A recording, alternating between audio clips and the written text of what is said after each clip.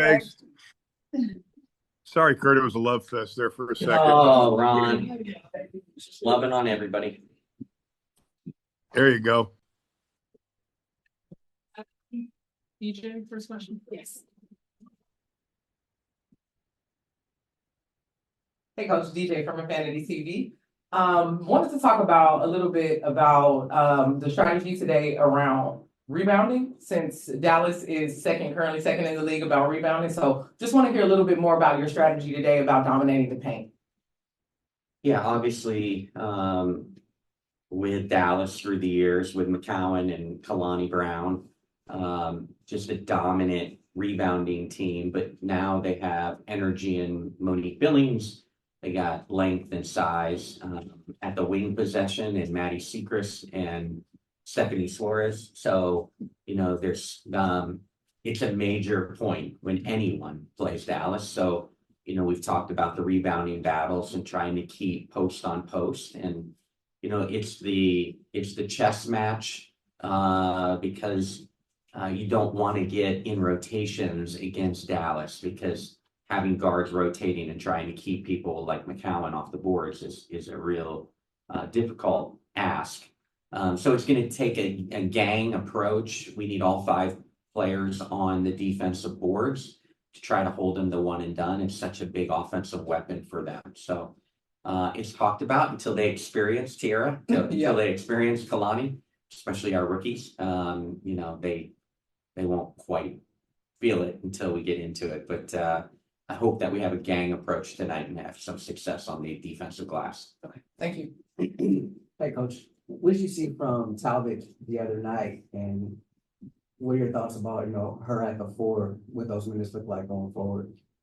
Yeah, Steph is a 3 player by nature, but is versatile enough to play this modernized basketball where you can play her at face-up 4. Obviously, she's an extra person that we could throw into the post while we're awaiting Azare's return. Our post depth is a little thin. She's a pro, obviously coming back from a serious injury, so just still gaining her confidence back and finding her way in a new system. But always have loved Steph Talbot's motor. That's why we went after her in free agency. We always appreciated her high percentage 3-point shooting. So can she help space the floor against bigger post players that are more naturally want to flow into the paint defensively? Can she help space it out? That's when you can utilize her. But really happy with where she's come from just in a quick time with us, and look forward to continuing to gain confidence coming back, not only in injury, but learning a new system. Coach John W. Davis with the Southern California Newsroom. How you doing? Good.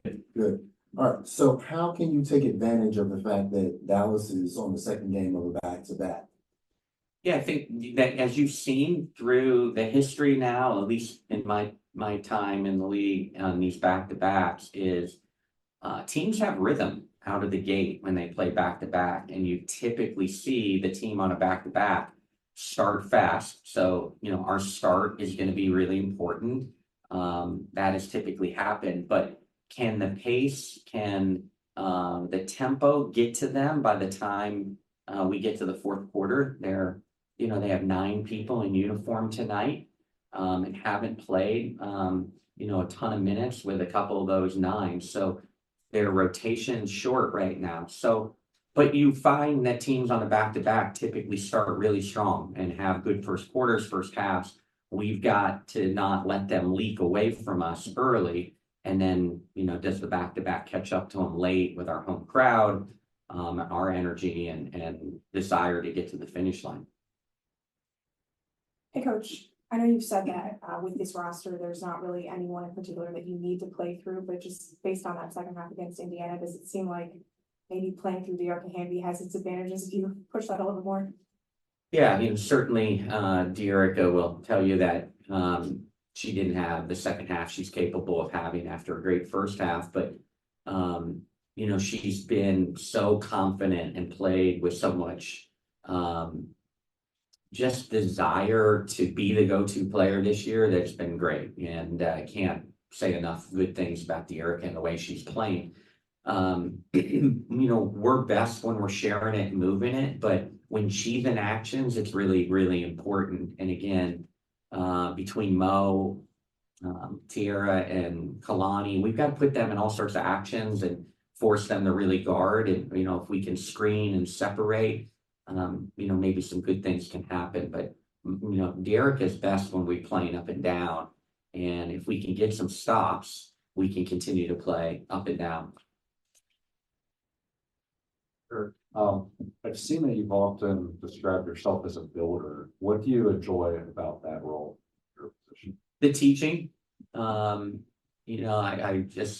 it's really fun this year teaching again. And I know it's not going to happen overnight, but the little things that you see, building teams is to sustain success is what I've prided myself on, and that it's not been a one-hit wonder once you build, that it's teams have had sustained success that long time at Bowling Green, those 8 straight championships, Connecticut, those 6 straight playoff appearances, 4 straight in the semifinals or finals. So the building and teaching of that and growing together. And I love watching games around the league now, or sitting and watching Minnesota in the locker room. I have a bunch of ex-players on that Minnesota roster. And just watching where they've come from and being taught the game and being taught the pro game and seeing subtle things that they're doing, even with their new teams, that they didn't do when they came into the league. That I take so much pride in that. I take so much pride in my former players that are playing well in the league, but also now the day-to-day growth of our current players. It's fun to see already, 2 or 3 weeks into this, how far Cam and Rikia have already come. When you look at statistically where they rank amongst the rookies in a boatload of categories, those two are off to terrific years, and they're just starting to learn the pro game. They're learning the players in the league. So I'm excited about this whole build. Coach Fredo Cervantes here with the Sporting Tribune. Now that you've had at least a few games, you kind of look at this new roster you have. Like, what's something new that you learned, now that you didn't know you had in training camp? What do I learn now?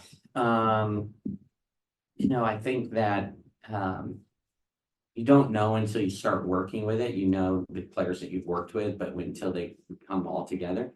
We have a competitive group that doesn't want ceilings put on. They don't want anyone to tell them what they can't do. And so I love that attitude. We're honest with each other. We look in the mirror. We're young and we're, youthful in our top, even our top 6, even either people in their first years or people in their first years in this system. But I love the fact of how competitive they are and how disappointed they were the other night. They were completely disappointed that they couldn't reward that crowd, that amazing crowd that came out and supported us. They were disappointed. So that competitiveness, knowing that they're passionate, they care, they want to win, they want to do well. And when they're disappointed, their first reaction is they don't want to let the coaching staff down. They don't want to let their teammates down. They don't want to let their families down. I just think that's a really good sign and who those kind of people and the character we want in our locker room. I'm learning that, you're learning day by day where everybody scores and what everybody does best. What people can do defensively. Thing that's concerning for me statistically in a short sample size is we're not on the glass. Our top 6 are shooting the ball fine, shooting percentages and things like that, but we aren't on the offensive glass. This is not an easy game to turn that around with their, giant rosters. But at some point we've got to be a better offensive rebounding team. Coach, fans have been pining on social media for a bigger role or a starting role for Rikia Jackson. How are you monitoring her role, and do you plan on giving her a bigger role as the season progresses? Well, first of all, I keep reminding everyone that my practices are open, and I'm sorry I'm not introducing to those people that are coming to practice, because I didn't realize that they know more about the team than we do. But In jest though, I'm excited what Rakia is bringing us off the bench. The incredible spark. She's playing in the mid 20 minutes. So she's playing great minutes for a rookie. Would have played even longer the other night, but had 3 fouls in the first half. So another game off the bench that she probably would average, close to 30 minutes a game, or at least upper 20s. And I can't be more pleased with her. I know it's coaching cliche when people say you have 6 starters. I look at it as with 6 starters, and we can move that around, but I talked to Rakia, you can't listen to the noise out there. Your role's so important to us right now. We're thin in the post. So if you have Rakia, Cam, and Derica all get tired at the same time, we lack post depth because we're an 11-player roster with, Azare out for the foreseeable future. So I'm ecstatic with Rakia, and she's, done everything we've asked offensively. She is extremely talented at that end of the floor. Asking her to play 2 different positions as a rookie in a new system at this physicality, at this tempo, has been impressive on how productive she's been. So can't be more pleased with Rakia. But yeah, I see the noise, but the Lady Ball fans they're gonna be okay. We have 2 Lady Balls on our team. They're gonna be okay. So. We have time for 2 virtual questions. First Jim, then Cameron. Hello, Curt. Jim Conlon here from RCB Radio Sport Ireland. A pleasure to meet you, sir. Curt, the question I have for you is about Arike Okenbale coming off a 40-point game the last night out against Phoenix. She was allowed to step into an awful lot of her shots the last day. How important will it be tonight to force her to shoot off the back foot, force her shooting going backwards and allowing her to step into her shots? Thank you. I appreciate you being with us and asking the question. I think most defenders in our league would challenge you to come out and guard Arike. She is not easy to guard.